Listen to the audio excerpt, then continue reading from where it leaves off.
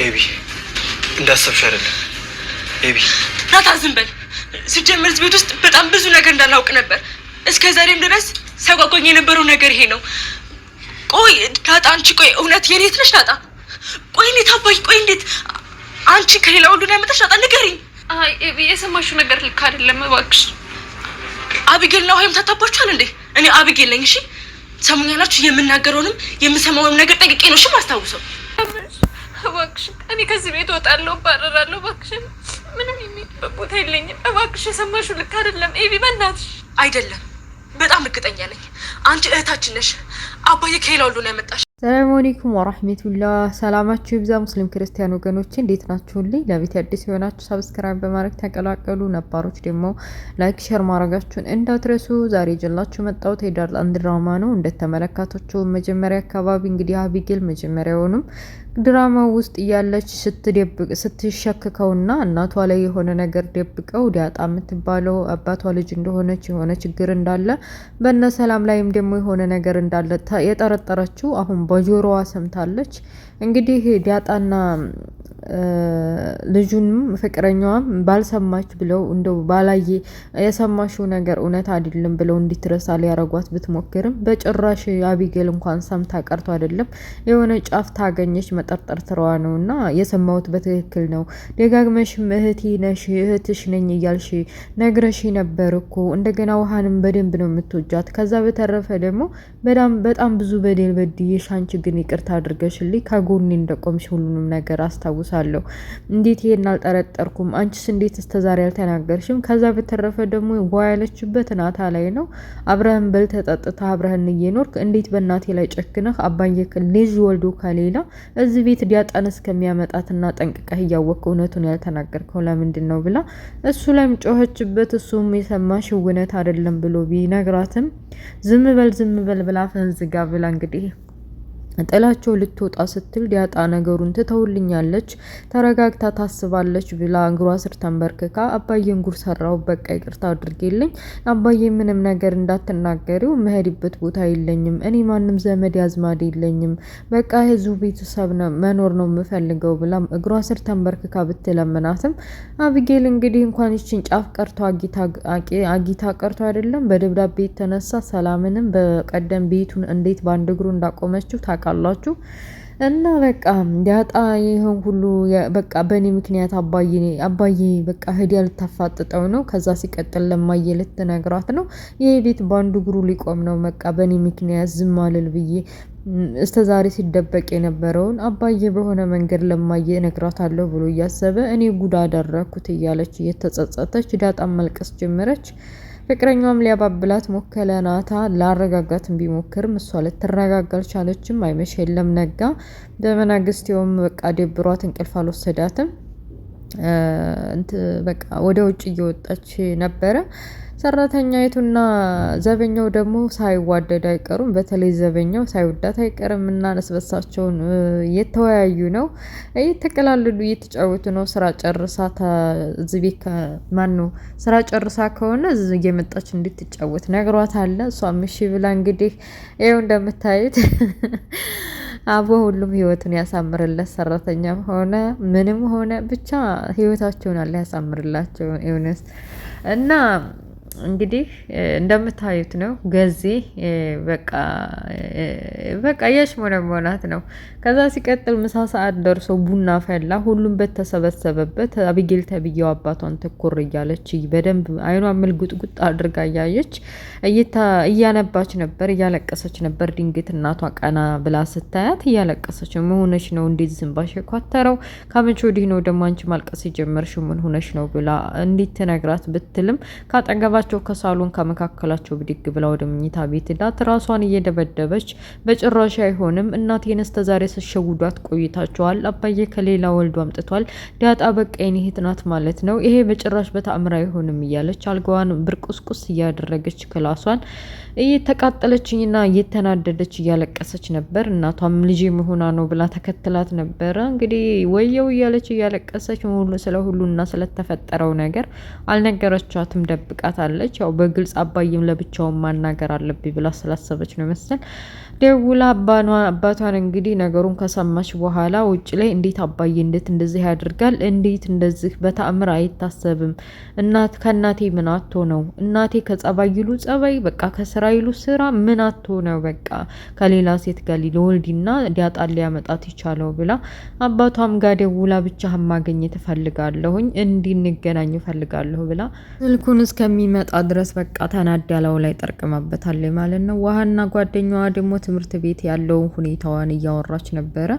በቃ ፍቅረኛ ይዛለች ብላ ለዛ እየመከረቻት ነበር። ለዛ እንግዲህ ያው የቤት ሰራተኛ ብትሆንም በህይወቱ ጣውረድ ብዙ ነገር ስላሳለፈች የትናንትና ህፃን ልጆች ትምህርት ልትማሩ ሄዳችሁ እንጂ ይሄ ፍቅረኛ ምናምን የሚባለውን ነገር ልትይዙ ነው እንዴ እያለች መካከራቸዋለች። ውሃ እንግዲህ ገና ጸሊና ብትሆንም ትልቅ ሰው ብትሆንም ያው እንትኗ የሆነ በሽታ ህመም ስላለባት የምታውቀው ነገር የለምና በቃ ከዛ ሲቀጥል ደግሞ ስጦታ እንግዲህ ስጭልኝ ብሎ ነበረ የአቤል ፍቅረኛ ወደድኩሽ አበርኩልሽ የሚለው ስሙን ጥሩልኝ እና እንዳጋጣሚ ሆኖ እንትና ዳጣ ማናት ውሃ ነበረች ያገኘችው። ውሃ ነበረች ለኔ ብላ ይዛ የሄደችው። ውስጡ በጣም አስቸጋሪ በጣም ከባድ ነገር ነበር።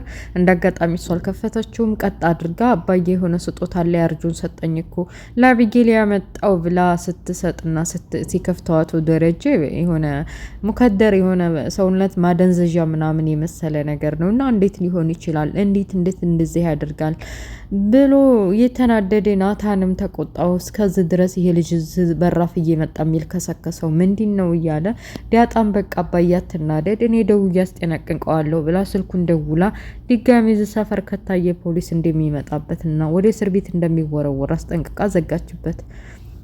እንግዲህ እናትየዋ ተከትላ ልታባብላት የምትሞክርም አቢጌል ከማልቀሷ ውጭ ምንም ልታረግ አልቻለችም።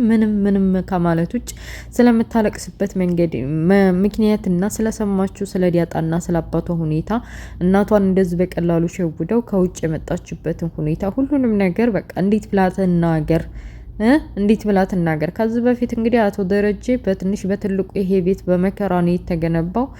በአንድ ሰው ልታፈርሹም ትችያለሽ ልትገነቢውም ትችያለሽ ብሎ የመከራትን አስታውሳ ነው እንጂ የሚሆነው ወይም ደግሞ ከአባቴ ትክክለኛውን መረጃ ከአንደበቱ አዎ ዲያጣ የኔ ልጅ ናት የሚለውን መስማት ስለምፈልግ አስባ ይሆን እንግዲህ ለጊዜው ለእናቷ አልተናገረችም ከመንፎቃፎቅ ውጭ።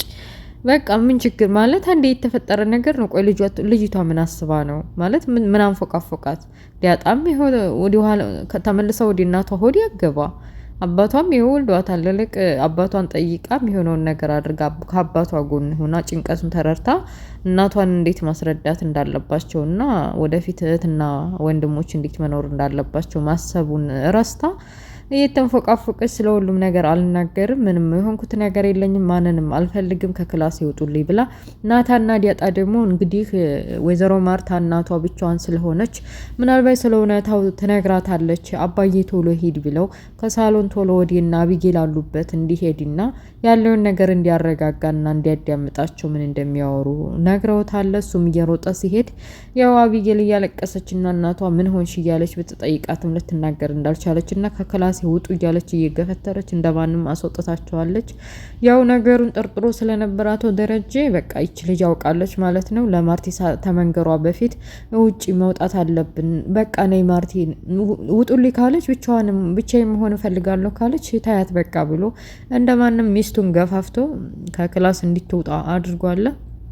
አይነጋ የለም ኔጋ ትምህርት ቤት ለመሄድ እየተዘጋጀች ትምህርት ቤት ሄደች። ከዛ ሲቀጥል ደግሞ ወደ አባቷ ክላስ መታ ብቻ የማውራት እፈልጋለሁ አባዬ ብላ ኮስተር ብላ አባቷን አንድ ሴት ልጅ ማየት የማይገባ በቃ ትኩር ብላ አይታ እንዴት ነው የምታይን? ምን እየሆንሽ ነው? ወዲት እየሆንሽ ነው? ምንድነው? ተስተካከልሽ ብዬ ሳልጨርስ አሁን ደግሞ ምን ተፈጥሮ ነው?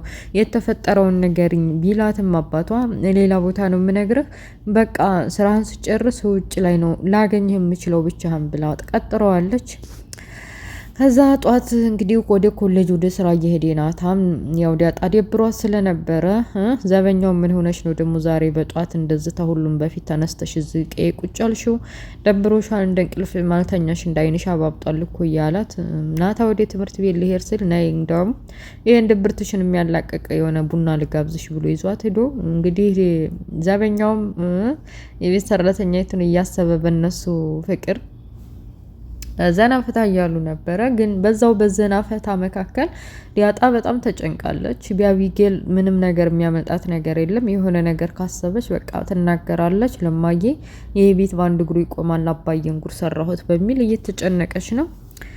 እና በቃ አይነጋ የለም ነጋና አቢጌል ተብዬዋ ብቻዋን መኪና ውስጥ ጠብቁኝ መጣሁ ብሎ አባታቸው ጥሏቸው ወደ ሆነ ቦታ ከሄደ በኋላ ዳጣን ጠይቃታለች። እስኪ ንገሪኝ፣ እውነትም አንቺ እህቴ ነሽ ወይ? እንዲህ ዛሬ ደበሽኝ ያለውን ነገር ለምንድን ነው ያልነገርሽኝ? ዲኤንኤ ምርመራውንም ቀይረሽ ነው ማለት ነው ብላ ያለውን ነገር በቃ ቼክ መሆኑንና እውነትም እህቷ መሆኑን አረጋግጣለች። ውረጂ ብላ እሷን አባቷ አባዬን ብቻውን ላናገረው ፈልጋለሁ ብላ ዳጣን ባክሽ እንደው ባክሽ አባዬን አታስደንግጭው፣ አባዬን አታስጨንቂው፣ ለራሱ ሲጨነቅ ነው ካሁን አወቁ እያለ ብዙ ጊዜ ሲጨነቅ ቆይቷል። ስለዛ አሁን አታስጨንቀው፣ ሚልሽን ሰምተሽ እሺ በይው እያለች ከመኪና ወርዳላታለች። አቶ ደረጀም እንግዲህ ገስግሰው መኪና ውስጥ ገብተው ምንድነው አቢጌል ለብቻዬ ልታወሪኝ የፈለግሽውና ልታናግሪኝ የፈለግሽው ምንድነው ብለው ጠይቀዋታል። እንግዲህ አባዬ እኔን ለማስተማርና የኔ ህይወት ለማስተካከል ብዙ ለፍተሃል፣ ያልሞተውንም ሰው ሳይቀር ሞቷል ብለህ እስር ቤትም እንደምትታሰርልኝና ለኔ አስቀድመህ እንደምትሞትልኝ አሳይተኸኛል። ጥሩ አባትም እንደሆንክ አሳይተኸኛል። ግን ደግሞ በመካከላችን እኔም አንተም ትክክል የሆንበት መንገድ የራሳችን ጎደሉና የራሳችን የሆነ ውሸት ነገር አለንና ያንን ነገር አሁን የምጠይቅህን ምንም ነገር ሳቷሽ እንድትነግረኝ እፈልጋለሁ ብላ ስለ ዳጣ ነው የምጠይቅህ ያለውን ነገር ዳጣ እውነት እህቴ ናት ብላ አፋጠጠችው ማለት ነው። እንግዲህ ምንም ነገር ውሸት አልፈልግም፣ እኔ ነገሩን አስቀድሜ ስለማውቅ እውነቱን ካንተ አንደበት እንዲሰማ ነው የፈለኩት ስላለችው እንግዲህ አባቷ ቢዋሽም ማይሆን ስለሆነ ዳጣና ናታ ሲያወሩ ስለሰማች አባቷ አይደለችም ቢል አታምንም። ናት ብሎ ይነግራታል ብዬ ተስፋ አረጋለሁ። አባትየው ደንግጠው መኪና ውስጥ ፍጥጥ እንዳሉ ሳይነግሯት ድራማው ያልቃል ማለት ነው። ውድ ቤተሰቦችዬ ይህን ይመስላል የዳጣ ድራማ። ኔክስት በሌላ ፓርት እስከምንገናኝ ባይ ባይ። ላይክ፣ ሼር፣ ሰብስክራይብ ማድረጋችሁ እንዳትረሱ። ቻው